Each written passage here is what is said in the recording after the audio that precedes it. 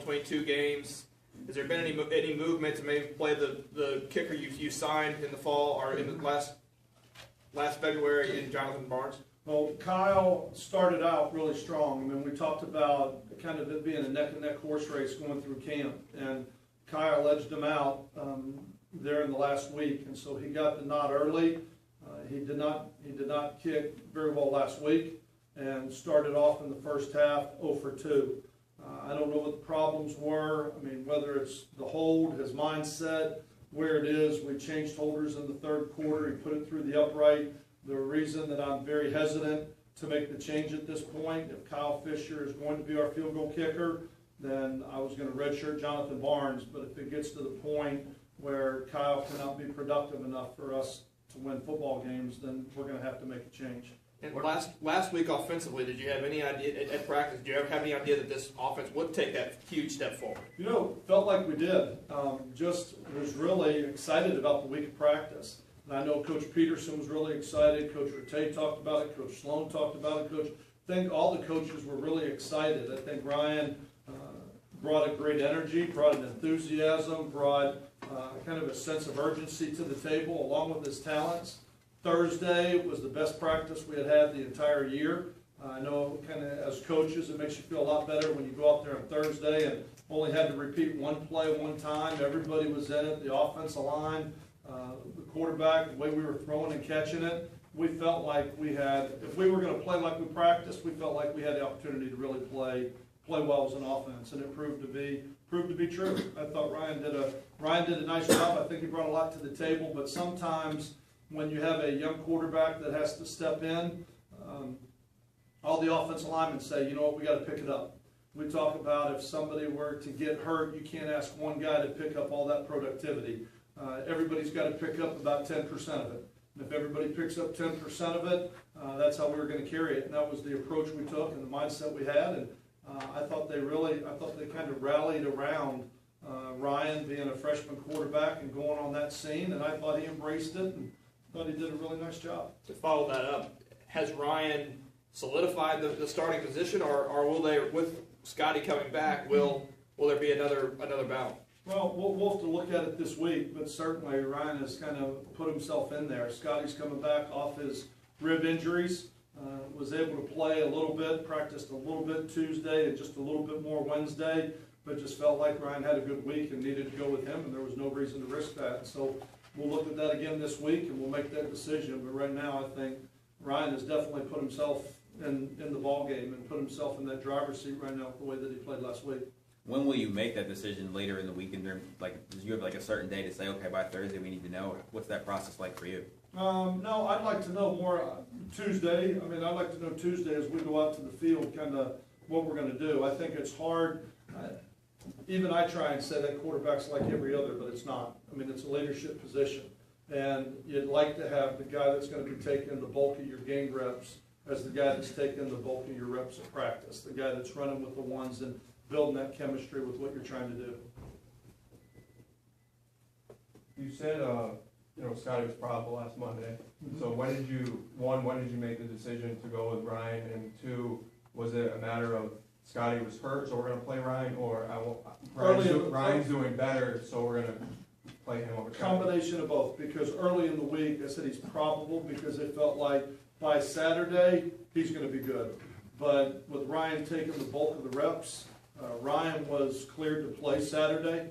He was cleared to play. Had something happened, Ryan could have gone in and played, Scotty could have gone in and played.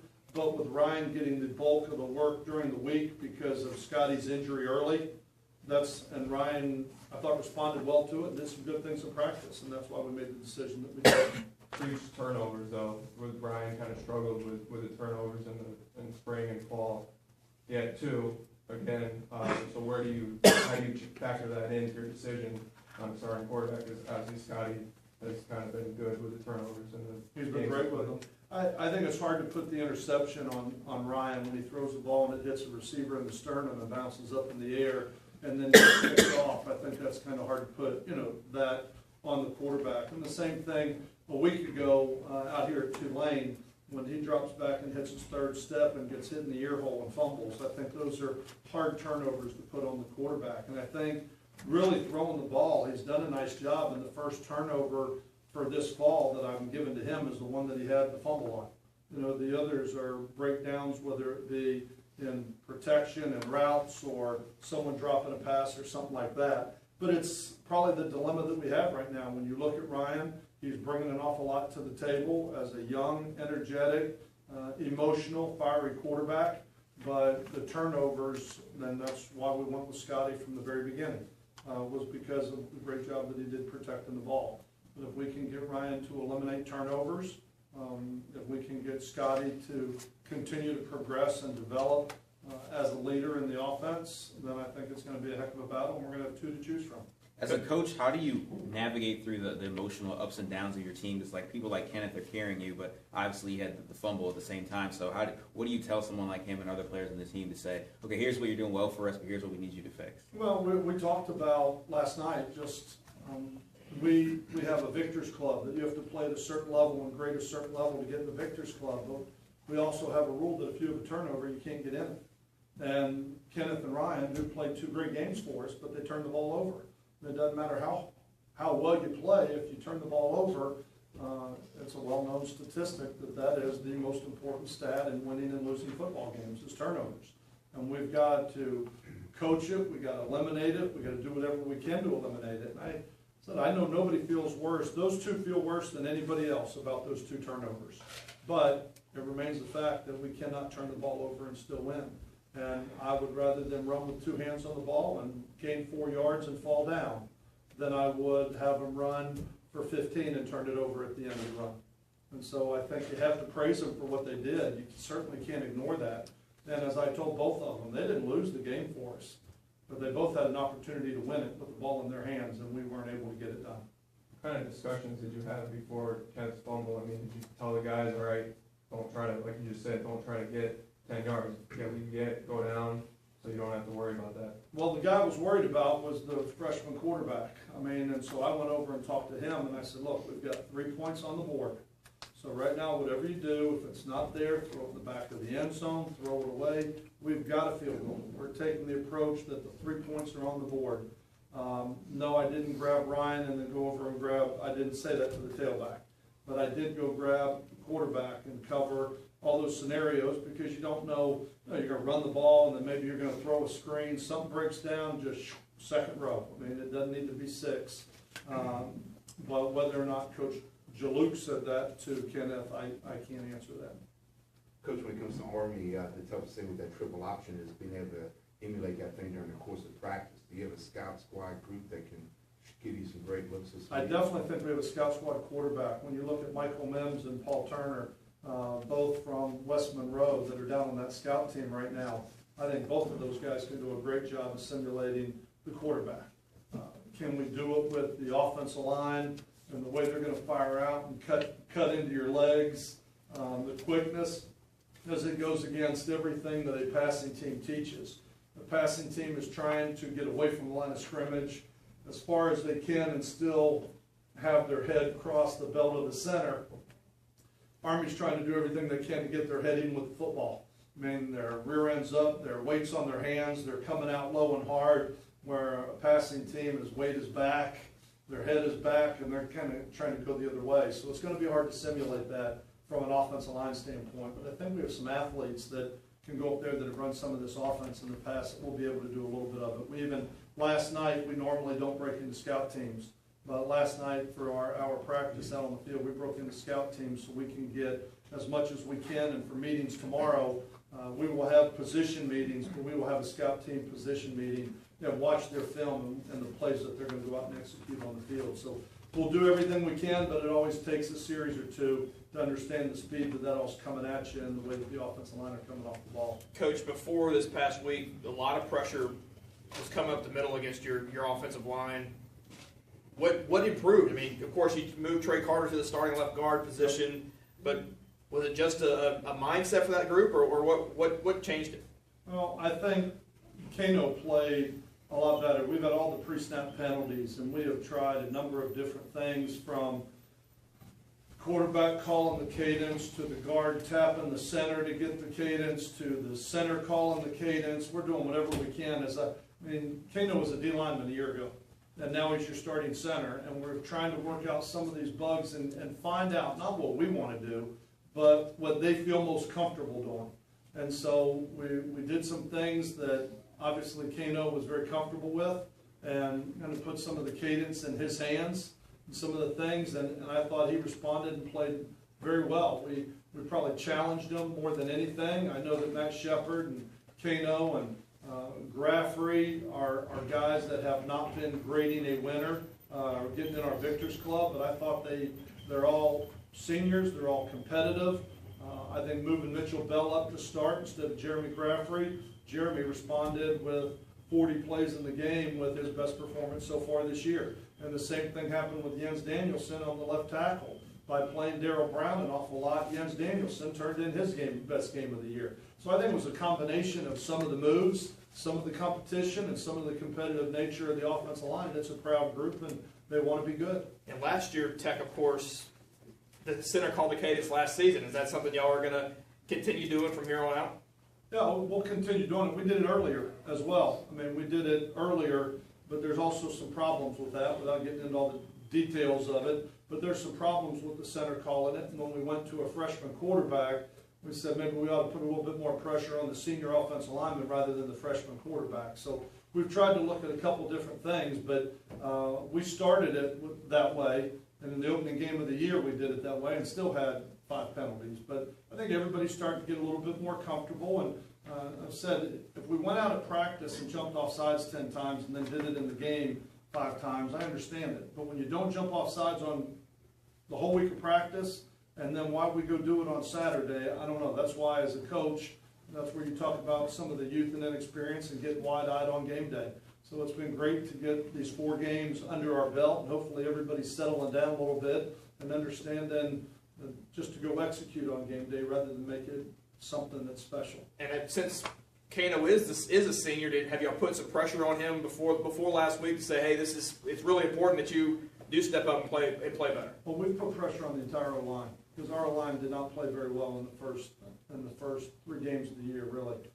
They did not play very well. Thought they played okay at Lamar, but this is far and away the best game of the year. And we've kind of lit a fire under all of them about if we want to get to where we want to be and we want to be as productive as we need to be as an offense, we've got to have an offensive line to be able to do it. And we challenge all of them. Kano, Shepard, Graffrey Bell, Trey Carter, Banks, we challenged all of them this week, and they really responded. Kansas played some soft coverage, Kansas defense.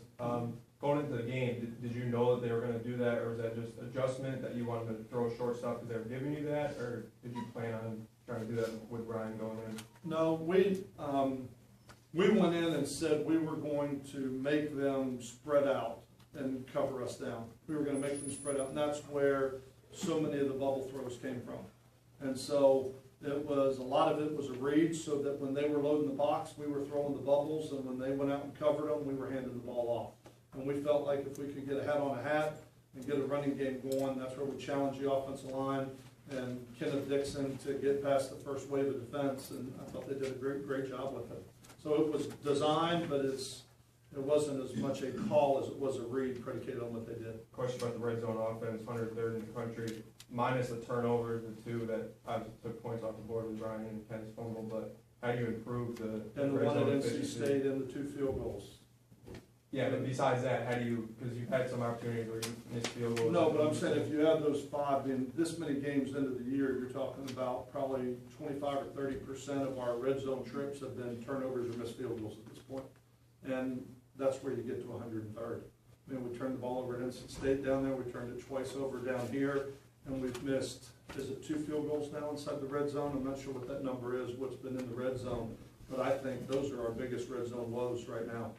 I think if those numbers change, I mean, if we hold on to the ball, I don't think we're talking about being 103rd. And piggybacking off of that, how frustrating, or is it slightly encouraging? You seem to have outplayed nearly every team that you've played this year, but in the end, it's the same script: turnovers in the red zone, missed field goals.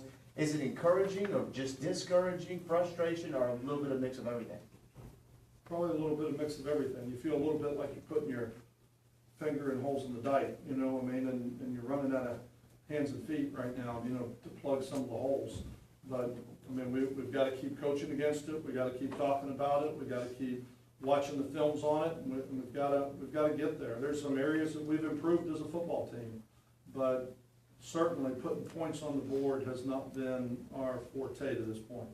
Coach, can you just discuss real quick what Kim Dameron's done with the defense, especially as they face As they faced what, I'm sorry? fourth down situations? You know, we had 2 fourth down stops, and I think one of the things that Kim's done a great job of with the defense is just being able to do so many different things, and being able to play zone or play man, and we've been much more aggressive. After the opening game at NC State, we started disguising things a lot more so people weren't able to read when we were in zone and when we were in man. And I think the defense has done a great job of grasping a new system. Some guys have really developed. We talked about Daniel Cobb and Mitch Villamez and Bo Feet and the way they've come at linebacker. We've talked about Bryce and Grogan and McDonald and Pinson at safety and the way they've come along, and then the way the 2 young corners have matured. So I think it's a combination of what he's done schematically to give them an opportunity or a chance, but I also think it's the way that they have developed and grown as individuals that has made our defense much better from where it is today. As far as the fourth down stops, I mean, they went for it twice, and both times, I mean, talked about the strength of this defense right now is the 4 defensive linemen. And when you start looking at the weight of Jelly inside and the way IK is playing right now, rushing the quarterback, and he is just being a force. And so I think when they made the decision to run it twice, I mean, that's kind of playing into our strength as a football team. I'm glad they did that and didn't throw it. I mean, because we're better against the run than we are against the pass. I thought we had one of our better defensive performances Saturday. Coach, given the strength of your team is stopping the run on defense, and that's what Army's going to want to do, Yes. is run the ball. Does that make you feel better at all? No, it doesn't, because of the way they run it. I mean, because it's not about running to the ball. It's not about hunting in packs. It's not about just plugging a gap. It's about tackling the dive, the quarterback in the pitch, and they spread you out. And they make you play from sideline to sideline. They don't allow you to hunt in packs. They don't allow a Jelly and an IK and a Daniel Cobb all to converge on the dive or where the ball is going. And so that, from that standpoint, that's what's scary, because as soon as you put 2 people on one guy, the ball gets spitted out, and all of a sudden it's running around the edge. Because their offensive line will try to cut the defensive line, do you think maybe y'all can have a 3 down front a good bit of the time and get more speed on the field? Well, I think whatever you do, you have to be simple with it, because every defense you put in, you got to stop the dive, you got to stop the pitch, you got to stop the hand sweep, you got to stop the counter play.